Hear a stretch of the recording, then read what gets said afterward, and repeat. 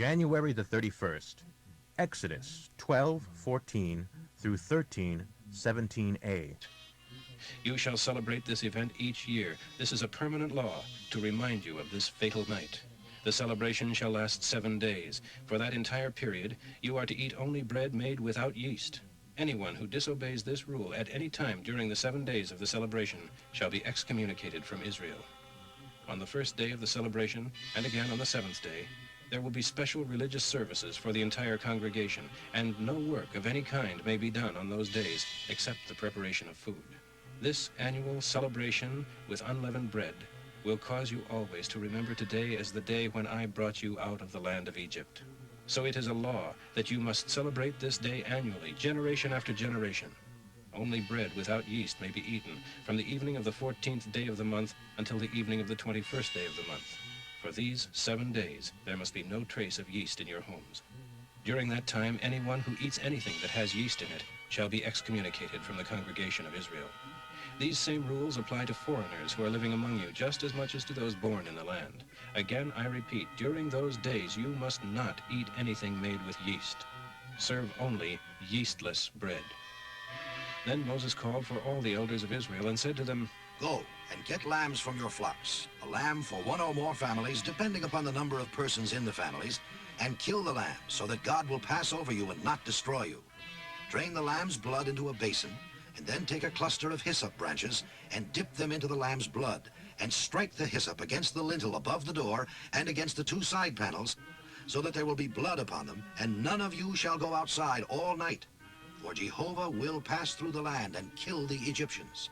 But when he sees the blood upon the panel at the top of the door and on the 2 side pieces, he will pass over that home and not permit the destroyer to enter and kill your firstborn. And remember, this is a permanent law for you and your posterity. And when you come into the land that the Lord will give you, just as he promised, and when you are celebrating the Passover, and your children ask, what does all this mean? What is this ceremony about? You will reply, it is the celebration of Jehovah's passing over us. For he passed over the homes of the people of Israel, though he killed the Egyptians. He passed over our houses and did not come in to destroy us. And all the people bowed their heads and worshipped. So the people of Israel did as Moses and Aaron had commanded, and that night, at midnight, Jehovah killed all the firstborn sons in the land of Egypt, from Pharaoh's oldest son to the oldest son of the captive in the dungeon, also all the firstborn of the cattle. Then Pharaoh and his officials and all the people of Egypt got up in the night, and there was bitter crying throughout all the land of Egypt, for there was not a house where there was not one dead. And Pharaoh summoned Moses and Aaron during the night and said, Leave us, please. Go away, all of you. Go and serve Jehovah, as you said. Take your flocks and herds and be gone. And don't give me a blessing as you go. And the Egyptians were urgent upon the people of Israel to get them out of the land as quickly as possible, for they said, We are as good as dead. The Israelis took with them their bread dough without yeast, and bound their kneading troughs into their spare clothes, and carried them on their shoulders. And the people of Israel did as Moses said, and asked the Egyptians for silver and gold, jewelry, and for clothing. And the Lord gave the Israelis favor with the Egyptians, so that they gave them whatever they wanted, and the Egyptians were practically stripped of everything they owned.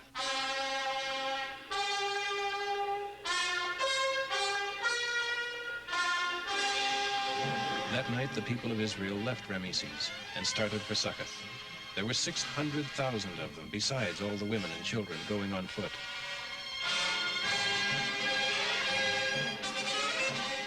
People of various sorts went with them, and there were flocks and herds, a vast exodus of cattle. When they stopped to eat, they baked bread from the yeastless dough they had brought along. It was yeastless because the people were pushed out of Egypt and didn't have time to wait for bread to rise to take with them on the trip. The sons of Jacob and their descendants had lived in Egypt 430 years, and it was on the last day of the 430th year that all of Jehovah's people left the land.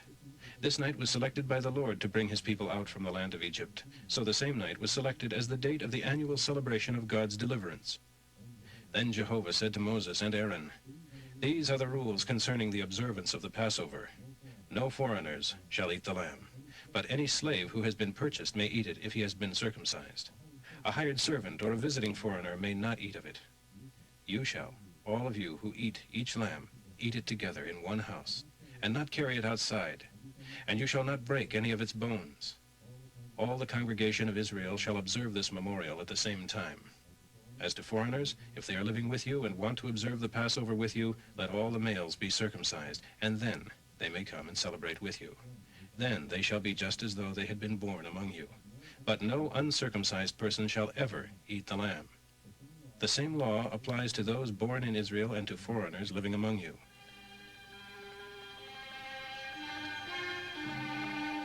So the people of Israel followed all of Jehovah's instructions to Moses and Aaron. That very day, the Lord brought out the people of Israel from the land of Egypt, wave after wave of them crossing the border.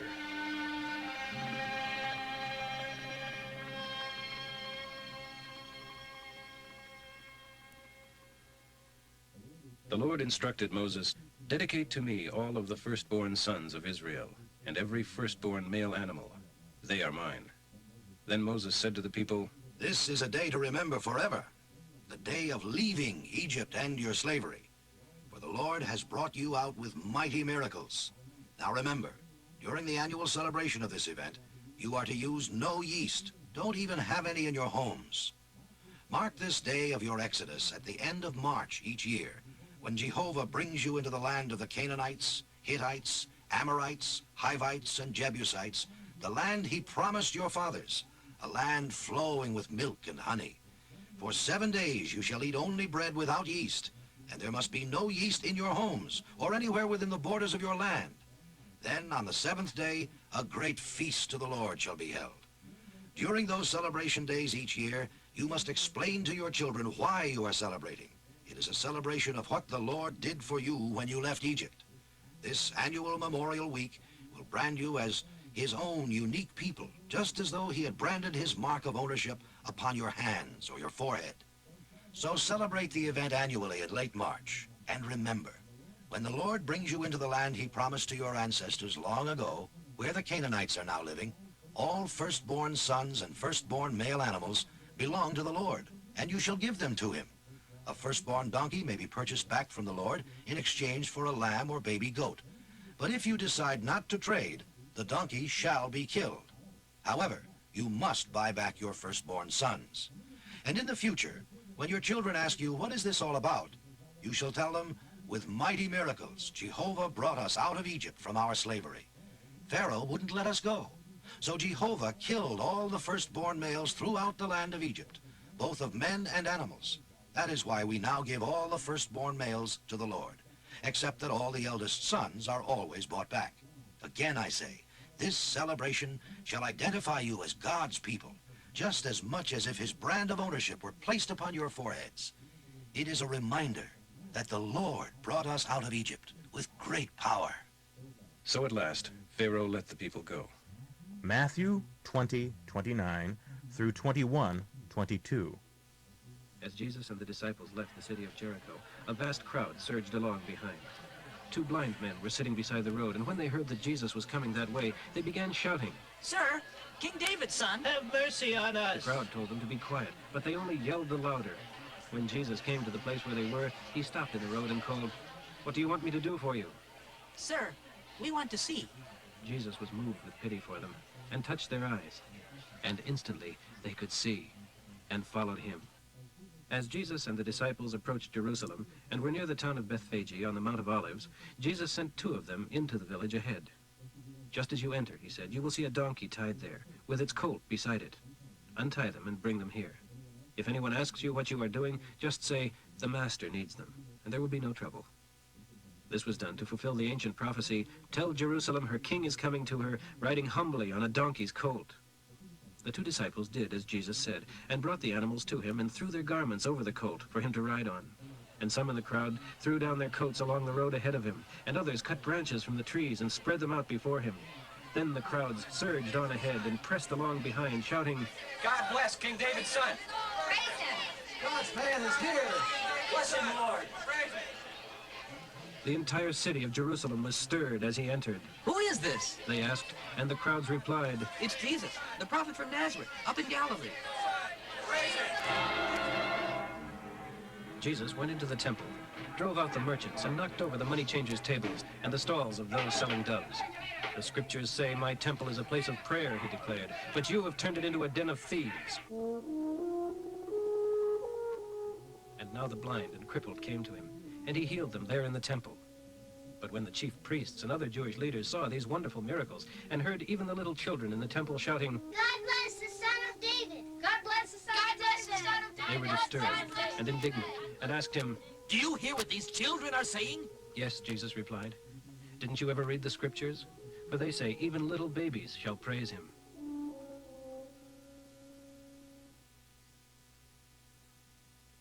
Then he returned to Bethany, where he stayed overnight. In the morning, as he was returning to Jerusalem, he was hungry and noticed a fig tree beside the road. He went over to see if there were any figs, but there were only leaves.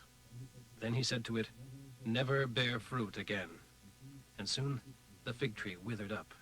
The disciples were utterly amazed and asked, How did the fig tree wither so quickly? Then Jesus told them, "Truly, if you have faith and don't doubt, you can do things like this and much more. You can even say to this Mount of Olives, 'Move over into the ocean,' and it will.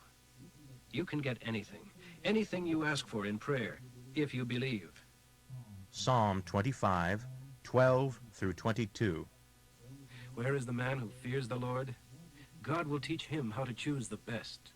He shall live within God's circle of blessing, and his children shall inherit the earth. Friendship with God is reserved for those who reverence him. With them alone he shares the secrets of his promises. My eyes are ever looking to the Lord for help, for he alone can rescue me. Come, Lord, and show me your mercy, for I am helpless, overwhelmed, in deep distress. My problems go from bad to worse. Oh, save me from them all. See my sorrows, feel my pain, forgive my sins. See how many enemies I have, and how viciously they hate me. Save me from them. Deliver my life from their power.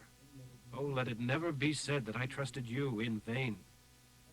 Assign me godliness and integrity as my bodyguards, for I expect you to protect me and to ransom Israel from all her troubles. Proverbs for today, 6, 12 through 15. Let me describe for you a worthless and a wicked man. First, he is a constant liar. He signals his true intentions to his friends with eyes and feet and fingers. Next, his heart is full of rebellion, and he spends his time thinking of all the evil he can do and stirring up discontent. But he will be destroyed suddenly, broken beyond hope of healing.